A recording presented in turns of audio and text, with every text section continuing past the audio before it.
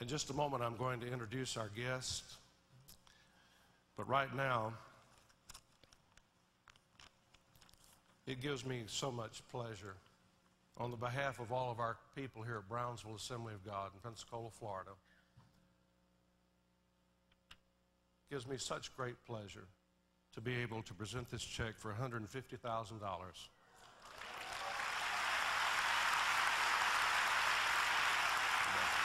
Thank you so much.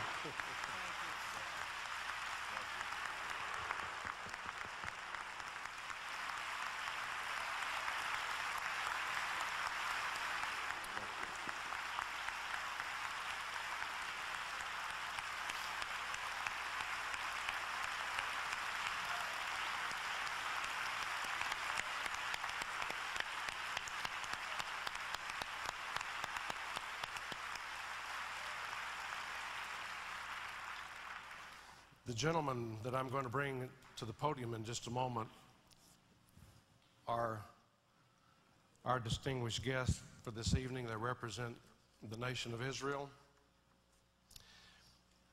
Robert Schrayer, that is standing here to my left, he continues an extraordinary family legacy of Jewish community leadership. Bob Schrayer of Chicago is the national chairman of the UJA Federation Campaign of United Jewish Communities, the largest single Jewish philanthropy in existence. UJC represents 189 Jewish federations across North America, which raises $2 billion annually for Jewish needs worldwide. With more than 4 decades of dedicated service to the Jewish people, which began when he was a young man, he has served as president and chairman of the board of the Jewish Federation of Metropolitan Chicago, chairman of the Jewish Community Relations Advisory Council, and a member of the executive committee of the Hebrew Immigrant Aid Society and the American Joint Distribution Committee. In Mr. Schrayer's professional life, he is the president of Associated Agencies Incorporated, which is a Chicago-based insurance company. Bob Schrayer's credo is, "We've done miraculous things for the Jewish people. We can't stop now." Would you please welcome Robert Schrayer? God bless you. Yes, thank you. Thank you, Liberty. You're welcome.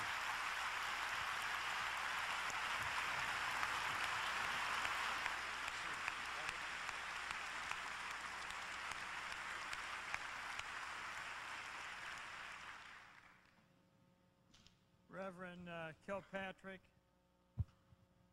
dear friends, I have to tell you that I am totally overwhelmed and hope that I can get through my remarks tonight to you.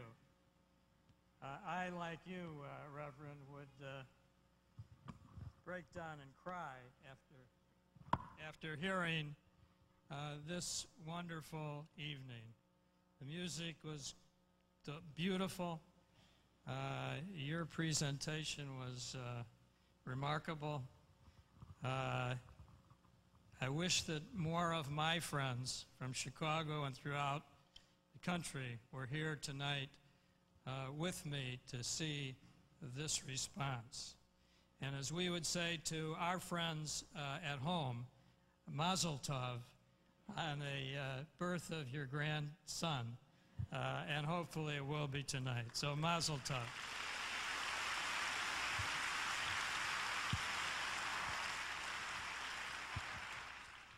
I'm here tonight to say thank you, thank you, thank you, and to share with you our concern for the survival of the state of Israel, and to tell the world that regardless of our religious beliefs, we stand together in support of Israel's right to exist.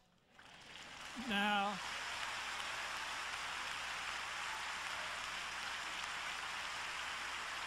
thank you. Thank you.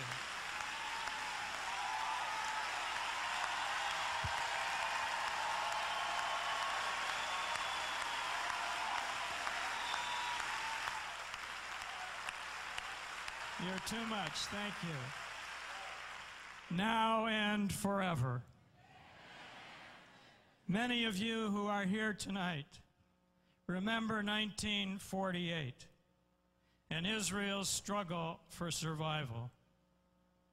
Others will remember 1967, when all of us experienced pride in the Jewish state as it acted decisively to ensure its survival.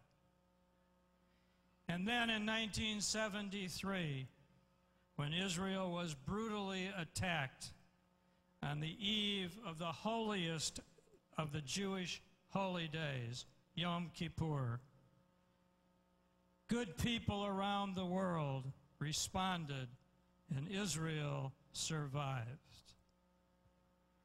Today, 29 years later, Israel faces another crisis. The war which Israel is fighting is not a war only against the Jews who live in Israel. This is a war against Jews everywhere. It is a war, in my opinion, against Americans and American people. It is a war against the very values that you and I cherish. It is a war against freedom. It is a war of good versus evil and right versus wrong.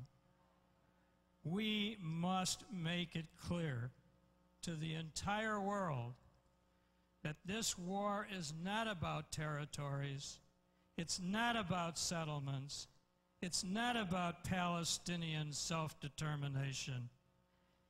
Make no mistake, this war is about Israel's very right to exist.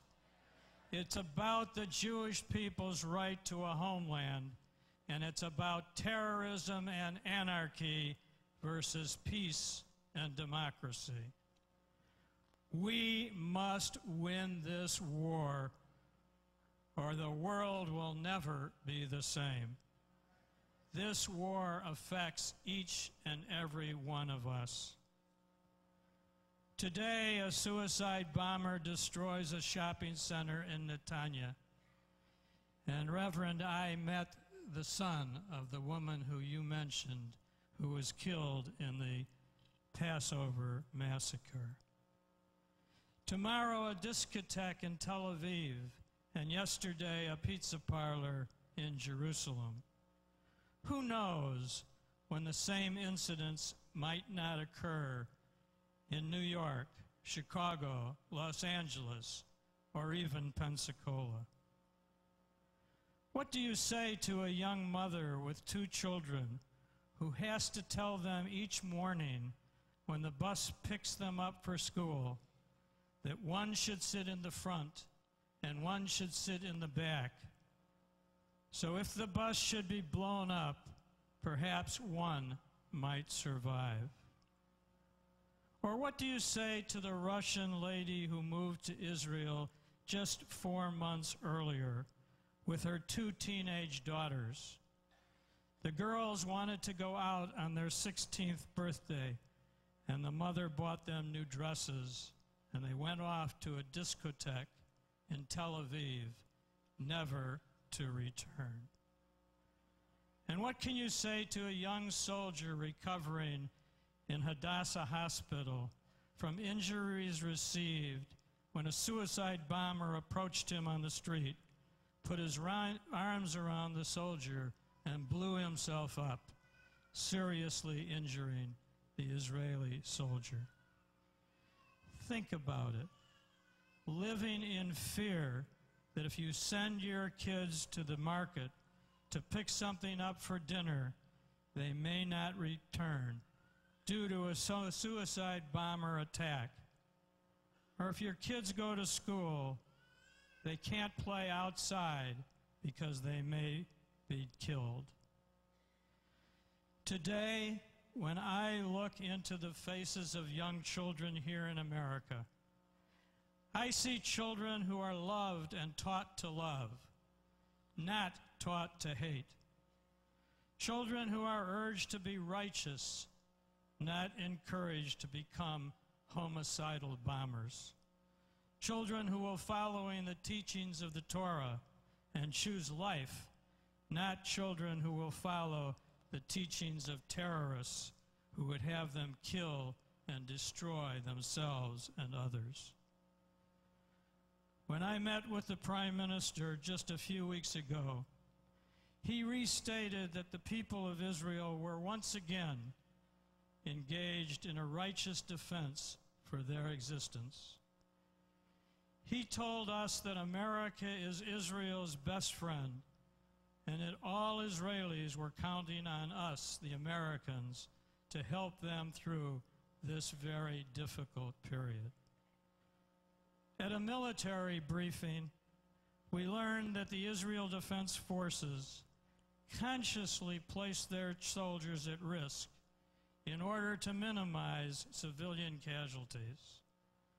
Those who say otherwise just don't know what they are talking about. Our ethics, our morality, has been a light unto the nations for thousands of years, and like yours shall always be. We read that Kofi Annan is appalled by Israel's actions. I have a message for Mr. Annan. If he wants to be appalled, then he should step out of his office and inhale the stench of the hate and hypocrisy that is alive and well in the United Nations.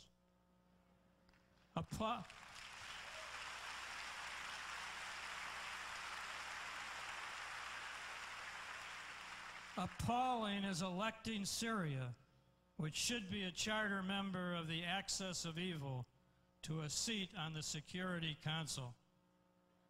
Appalling is including Sudan on the Human Rights Commission, while it continues to permit the trafficking of slaves. Appalling is the meeting and listening to the Saudis tell us how to settle the conflict in the Middle East, while at the same time they are funding the families of suicide bombers and camps where they are being trained.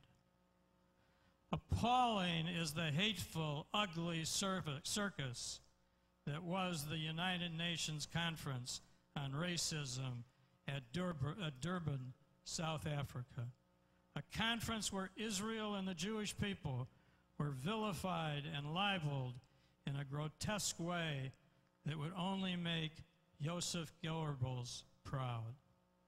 Shame on the United Nations, and shame on the European Union. Shame on France, where almost every day Jews are being attacked in synagogues, in butcher shops, and on school buses.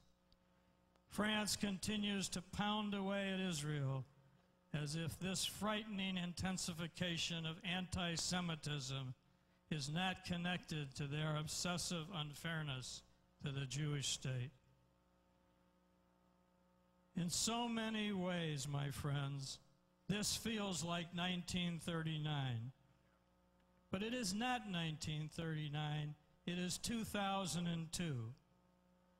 In 1939, there was no Israel, and thank God in 2002, there is a state of Israel.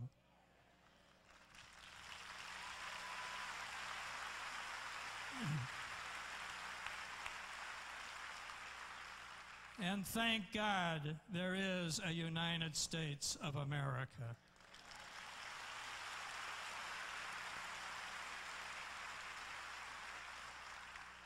As Jews and as Americans, we so clearly remember September 11th. Palestinians danced in the street of Ramallah while Israelis went into mourning. As Jews and as Americans, we are proud that our president and our Congress speak out against the terror of bin Laden